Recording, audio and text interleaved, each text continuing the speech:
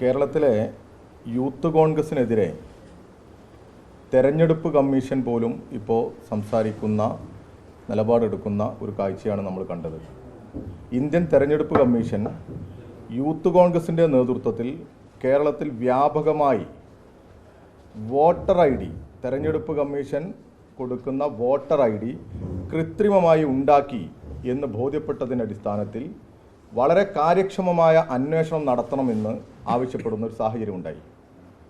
നേരത്തെ DYFI ഉൾപ്പെടെയുള്ള അതുപോലെ തന്നെ കോൺഗ്രസിലെ യൂത്ത് കോൺഗ്രസിലെ നിരവധിയായ ആളുകൾ ഒക്കെ പരാതി കൊടുത്തൊരു വിഷയമാണ് സംഘടനാ തെരഞ്ഞെടുപ്പിൻ്റെ ഭാഗമായി വ്യാജ ഐഡൻറ്റിറ്റി കാർഡ് ഉണ്ടാക്കി തെരഞ്ഞെടുപ്പ് നടത്തി അതിലൂടെ യൂത്ത് കോൺഗ്രസിൻ്റെ ഭാരവാഹിത്വത്തിലേക്ക് എത്തി ചില ആളുകൾ എന്നുള്ള പരാതി. ഈ തെരഞ്ഞെടുപ്പ് ID എന്ന് പറയുമ്പോൾ അത് എല്ലാവരും അഭിമാനമായി കാണുന്ന, നമ്മുടെ ഒരു ഐഡൻറ്റിറ്റിയായി കാണുന്ന ഒന്നാണ്. ആ തെരഞ്ഞെടുപ്പ് ID-യെ വ്യാജമായി ഉണ്ടാക്കുകയാണ് കേരളത്തിലെ യൂത്ത് കോൺഗ്രസ്. സിനിമാ നടൻ അജിത്തിൻ്റെ പേരിൽ പോലും ഐഡൻറ്റിറ്റി കാർഡ് ഉണ്ടാക്കി എന്നുള്ളത് പുറത്തു വന്നു. അങ്ങനെ വ്യാപകമായി വ്യത്യസ്ത കേന്ദ്രങ്ങളിലിരുന്നു കൊണ്ട് റൂമുകൾ വാടകയ്ക്കെടുത്ത് കമ്പ്യൂട്ടറുകളും മറ്റും വാടകയ്ക്കെടുത്ത് അവിടെ ആളെ ഇരുത്തി ലക്ഷക്കണക്കിന് ഐഡൻറ്റിറ്റി കാർഡ് ഉണ്ടാക്കി എന്ന് വാർത്തകൾ പുറത്തു വരുന്നു. അതിന് വിവിധ തെളിവുകൾ നമ്മളും കൊടുത്തു. അതോടൊപ്പം വ്യാജ ID കാർഡുകൾ പോലീസ് കണ്ടെടുത്തു. ഇതിൽ 4 പ്രതികളെ അറസ്റ്റ് ചെയ്യുന്ന സാഹചര്യമുണ്ടായി. ആ അറസ്റ്റ് ചെയ്ത പ്രതികളിൽ നിന്ന് കിട്ടിയ വിവരങ്ങൾക്കനുസരിച്ച് നടത്തിയ റെയ്ഡിൽ ചില ID കാർഡുകൾ പത്തനംതിട്ടയിലെ പന്തളത്തുള്ള ആളുകളുടേതാണെന്ന് മനസ്സിലായി. ഇന്നലെയും ഇന്നുമായി പത്തനംതിട്ടയിലെ പന്തളത്തെ ഈ ആളുകളെ തേടി പോലീസ് ചെന്നപ്പോൾ അതിൽ ചില ആളുകൾ DYFI പ്രവർത്തകരാണ്.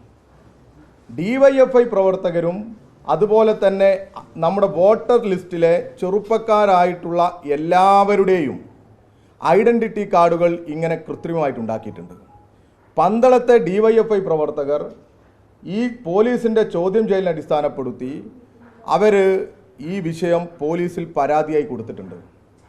അഭിജിത്ത് രാജ്, അഖിൽ കൃഷ്ണൻ, എബിൻ K ഷാജി, അബി വക്കാസ്, അജിത് കുമാർ MA, ആഷിഖ്, അജിത് കൃഷ്ണൻ, അബ്ദുൽ ജലാൽ, ഇവരുടെയൊക്കെ പേരിൽ ഐഡൻറ്റിറ്റി കാർഡ് ഉണ്ടാക്കിയിട്ടുണ്ട്.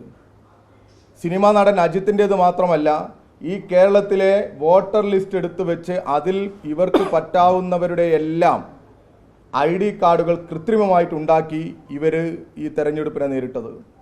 ഇന്ന് DYFI പ്രവർത്തകരായിട്ടുള്ള ഈ സഖാക്കൾ പരാതി കൊടുത്ത് പരാതിയിൽ പറയുന്നതും ഈ കാർഡ് ഉപയോഗിച്ച് ഇവരെന്തൊക്കെയാണ് ചെയ്തത് എന്നറിയില്ല. ഇവർ സിം കാർഡ് വാങ്ങിയിട്ടുണ്ടോ? ഇവർ ഏതെങ്കിലും ഹോട്ടലുകളിൽ റൂം എടുത്തിട്ടുണ്ടോ? മറ്റേതെങ്കിലും പ്രവർത്തനത്തിന് ഇത് കാർഡ് ഉപയോഗിക്കുമോ? ഇനി എത്ര പേരുടെ പേരിൽ ഇങ്ങനെ കാർഡ് ഉണ്ടാക്കി എന്ന് നമുക്ക് ആർക്കറിയാം?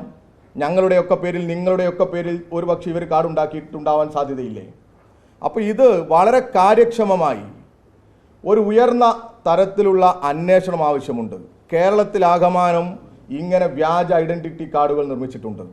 ഇതിൽ വളരെ കൃത്യമായ അന്വേഷണം നടത്തേണ്ടതുണ്ട്, വളരെ ഗൗരവമായ അന്വേഷണം നടത്തേണ്ടതുണ്ട്. തെരഞ്ഞെടുപ്പ് കമ്മീഷൻ പോലും ഇപ്പോൾ നിർദ്ദേശിച്ചതിൻ്റെ അടിസ്ഥാനത്തിൽ കേരളത്തിലെ പോലീസ് നല്ല ഒരു അന്വേഷണം നടത്തി ഈ പ്രതികളിലേക്ക് എത്തേണ്ടതുണ്ട്.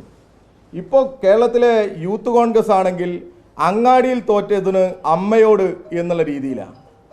വ്യാജ ഐഡൻറ്റിറ്റി കാർഡ് വിവാദം ഒരു ഭാഗത്ത്, സംസ്ഥാന സെക്രട്ടറിയുടെ വീട്ടിൽ നിന്ന് കഞ്ചാവ് പിടിക്കുന്നത് മറുഭാഗത്ത്, യൂത്ത് കോൺഗ്രസിൻ്റെ ഭാരവാഹിയുടെ വീട്ടിൽ യൂത്ത് കോൺഗ്രസിൻ്റെ ഭാരവാഹി സ്ത്രീയെ കൊന്ന് കുഴിച്ചു മൂടുന്നു, യൂത്ത് കോൺഗ്രസിൻ്റെ സംസ്ഥാന ഭാരവാഹി മോഷണ കുറ്റത്തിന് അറസ്റ്റ് ചെയ്യപ്പെടുന്നു, യൂത്ത് കോൺഗ്രസിൻ്റെയും KSUവിൻ്റെയും ഭാരവാഹികൾ കൃത്രിമമായി മാർക്ക് ലിസ്റ്റ് ഉണ്ടാക്കുന്നു.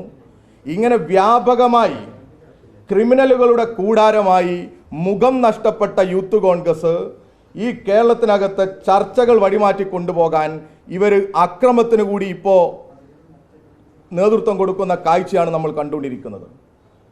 പോലീസ് ഈ അക്രമത്തിൻ്റെയും ഈ ശ്രദ്ധ തിരിക്കലിൻ്റെയും ഒക്കെ ഭാഗമായി മാറിപ്പോകാതെ കൃത്യമായി യൂത്ത് കോൺഗ്രസിൻ്റെ ക്രിമിനൽ സ്വഭാവത്തെ തുറന്നു കാണിക്കുന്ന തരത്തിലേക്ക് ഈ ക്രിമിനലുകളെ പുറത്തു കൊണ്ടുവരുന്നതിനാവശ്യമായ നടപടി സ്വീകരിക്കണം എന്നുള്ളതാണ് DYFIക്ക് ആവശ്യപ്പെടാനുള്ളത്.